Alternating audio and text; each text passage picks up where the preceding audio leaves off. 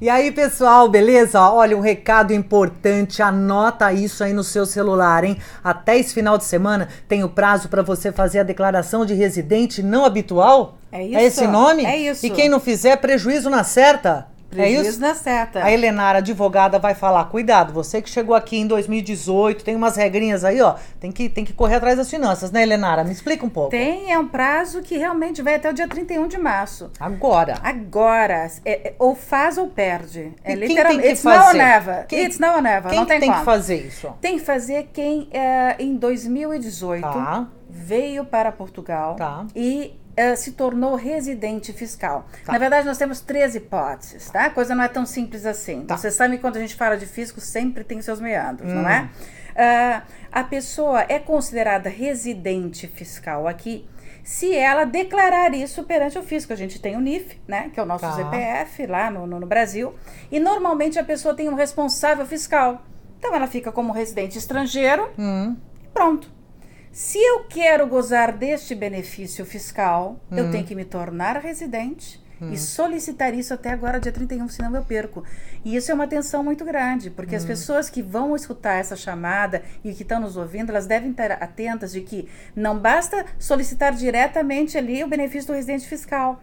Eles só vão conseguir isso se eles se tornarem residentes fiscais aqui. Ó, então vamos lá. Então eu cheguei aqui no ano passado. Eu peguei a minha autorização de residência só agora. Mas o contrato de aluguel, por exemplo, pode implicar? Pode. No meu nome, se eu tiver um contrato de aluguel, eu já sou residente. Pode.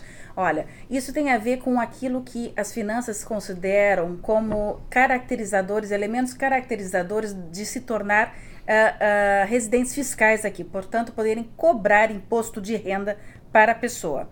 Uma quando ela declara, aquilo que eu falei agora há pouco.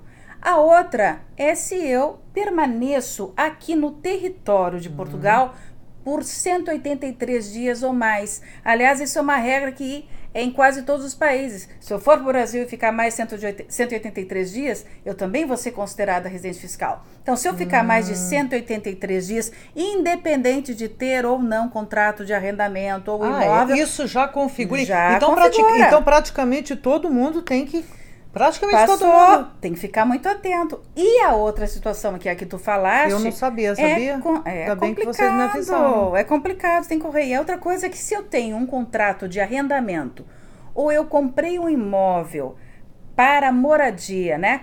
Que aqui se costuma chamar um imóvel para fins próprios ou, né, permanentes, isso tudo é informado para as finanças. E no momento que eu faço, eu estou dizendo o que para as finanças? Olha, eu estou residindo aqui, eu quero residir aqui. A Cláudia está morando lá, então ela é uma residente fiscal. Então ela tem que fazer isso até agora. Tem que fazer, porque muitas pessoas correm, dizem, mas os finanças não vai saber, não vai ter problema nenhum, então eu não preciso comunicar. Só quando eu tiver autorização de residência oficial, ou quando eu for nas finanças é que eu vou ter esse benefício. Não, porque a qualquer momento as finanças podem chegar.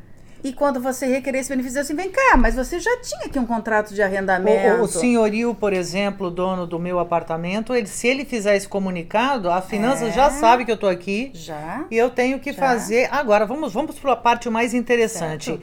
O que é essa declaração de residente não habitual? Qual a vantagem de se fazer isso? Porque você perde dinheiro se não fizer, né?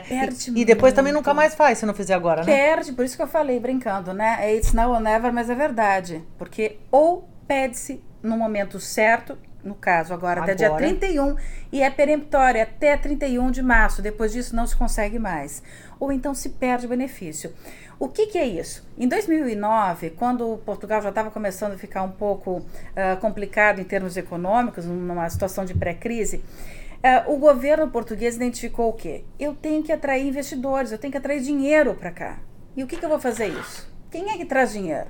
Bom, aposentado viaja, aposentado ele já não tem aquele compromisso tão grande. Então, aposentado seria interessante dar benefícios para pessoas aposentadas. Segundo, É muito interessante atrair pessoas que têm um alto valor a acrescentar na sociedade. Você é ótima falando, gata, mas eu vou te interromper um pouquinho. Nós estamos falando de benefício. Que benefício é esse? Que benefício Calma. Benefício é o seguinte, gente.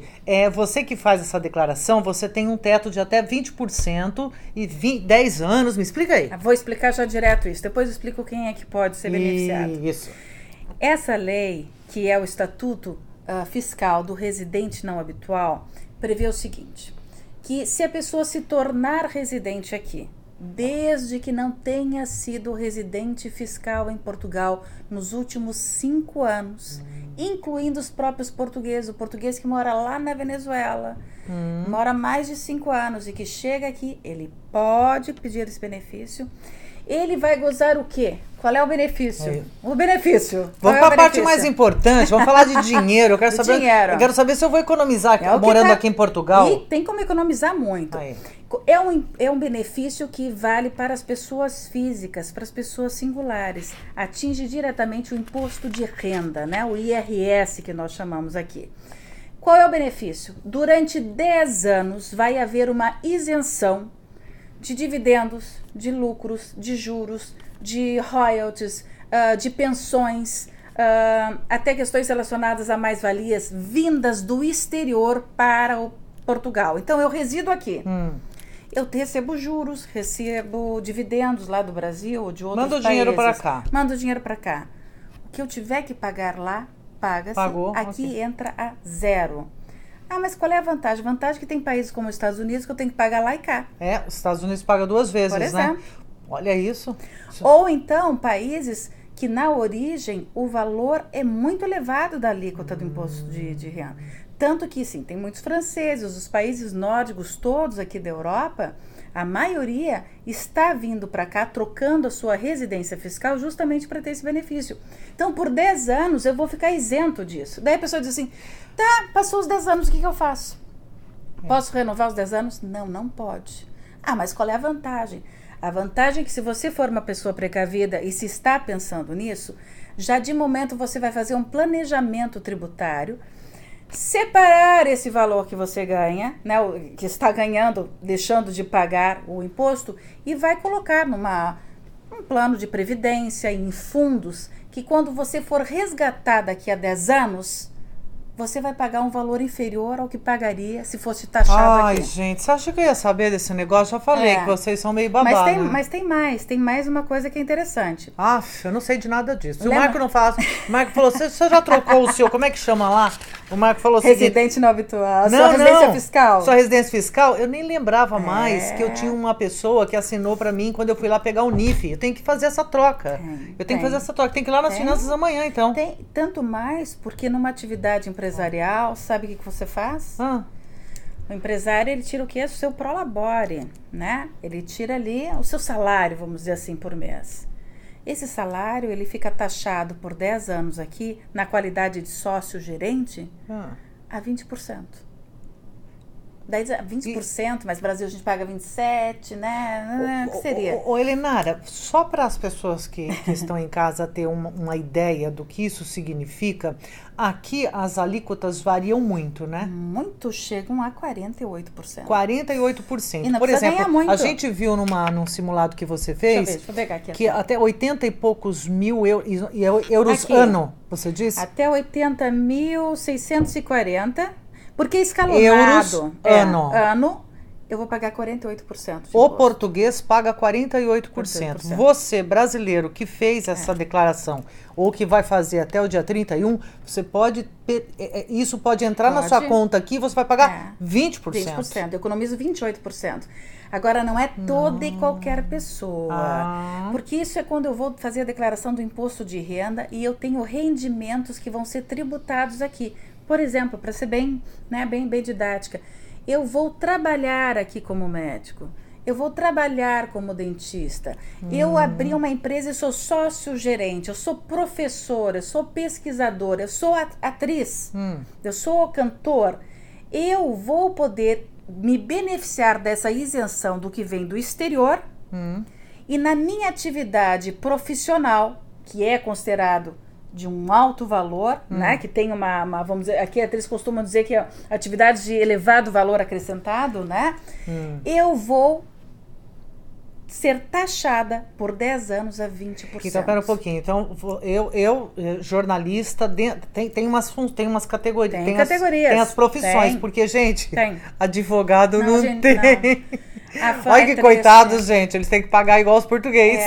Eu digo assim, tadinho, a gente é tão fundamental, né? Mas, enfim, tem uma fama no mundo inteiro que é uma tristeza. Então, quer dizer que se eu trabalhar aqui como jornalista, eu vou pagar, ou dentro da categoria atriz, onde exato. Eu não sei se por exemplo, no teu onde é que tu poderias entrar aqui? Deixa eu pegar aqui que tem uma parte de notícias. De notícia. Como agente de notícias, como uma atividade de comunicação, de notícias, você consegue. Então eu consigo trabalhar aqui e também estando aqui, ganhando aqui. Sim.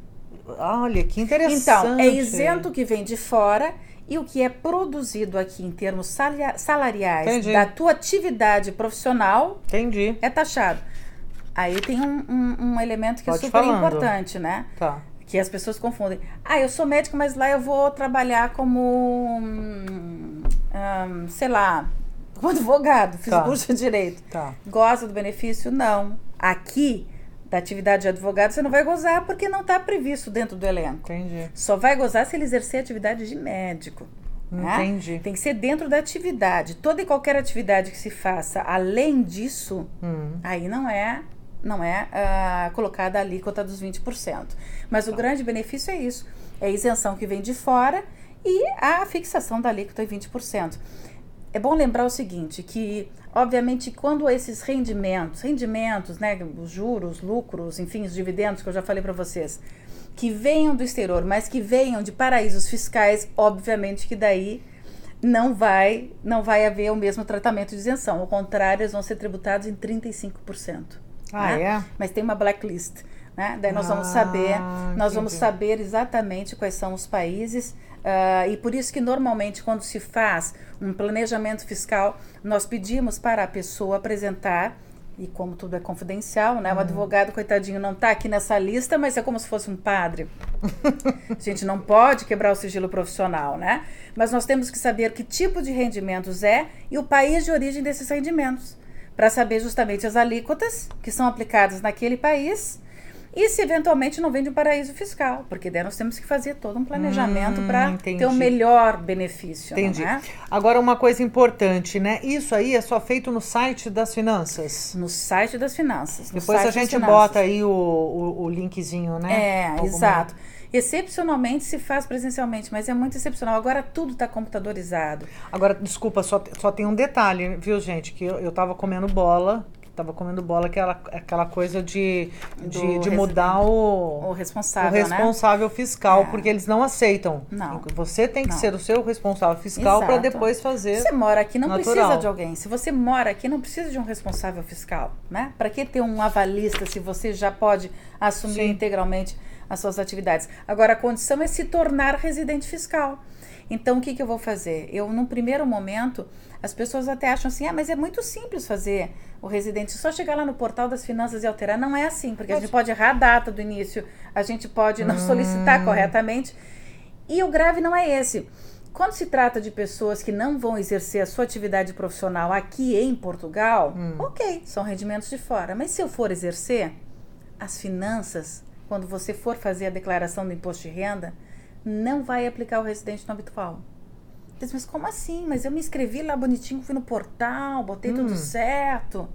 Eu não vou fazer sozinha, não. Por que não foi? Sabe por quê? Viu, doutor Marco? O Marco vai ter que fazer aqui. Eu só falo, ele que faz. Eu só assim hoje eu liguei pra ele, ele tava lá nas finanças, esbaforido. Cheio de pepino. Eu só falo, ele que faz ali, né?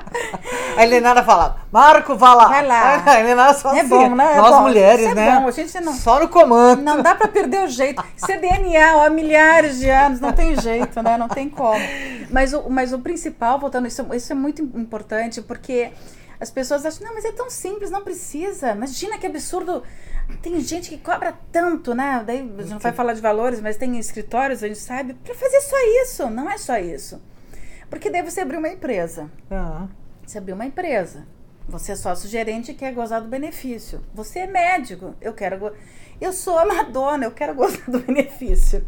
Tá bem, então tá, é concedido, no primeiro momento é concedido, só que na hora de implementar isso, as finanças vai querer fazer o quê? Uma prova, porque a Helenara pode chegar e pedir o RNH e depois dizer que é médica. Mas vem cá, mas é médica mesmo? Ela tem atividade profissional aqui regularizada? Ela é sócia-gerente para ver se ela pode gozar do benefício ou não? Ela é psicóloga? Ela é bióloga? Ela tem uma agência de comunicação? Assim. Não é. Eu tenho que fazer isso. Eu tenho que fazer essa prova na direção tributária, né? Eu tenho que fazer isso na autoridade tributária, porque senão eles não têm como saberem, né? Agora, uma coisa que me chamou muita atenção é o seguinte: se perder o prazo agora... Perdeu. Perdeu. Você vai pagar igual os portugueses. E aí vai uma segunda questão. Que é os 40 e poucos por cento. É os 48%. A gente chora, né? Horrores. Eu acho que tá mais fácil ser brasileiro aqui. Mais ou menos.